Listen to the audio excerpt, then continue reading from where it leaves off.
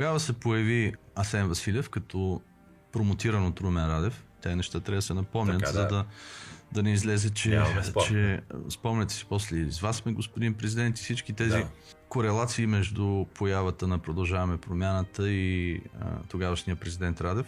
Той ги въведе в политиката. Още тогава се дадоха много сигнали, че имаме работа с шарлатани, но Радев успя да стигне до този извод малко по-късно, след като вече ги беше инсталирал в политиката. Присъствието на Асен Василев в Министерството на финансите започна с ерозирането на представата как трябва да се управляват публичните финанси.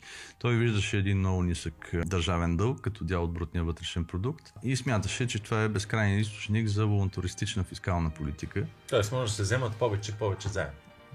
Да, има пространство за това. Дори в рамките на Маастрихтските критерии, защото примерно от 25% до 60% има, дето се казва Мегдан, за реално удвояване на държавния дълг, без да се нарушават Маастрихтските критерии, но тук не си даваме сметка за друго, че Асен Василев като финансов министър, в последствие като редовен финансов министър в правителството на Кирил Петков, си общуваше с парламентарно представените политици и им обясняваше, че няма проблем да се развързват публичните харчове. Това започна да се наслагва в главите на всички политици и най-малкото тези, които си спомняха какво е било преди появата на Асен Василев, нямаха политическа нужда да го укротяват и възпират. Защото когато се налага парламента да пази фиска от финансовия министър, значи нещо се е объркало.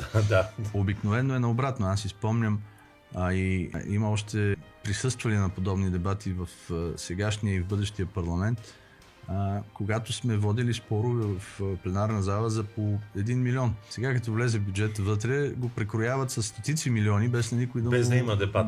Без да има дебат. Те не разбират май много какво прекрояват. Много добре разбират, но отношението към общите финанси, към публичните финанси стана като към нещо чуждо.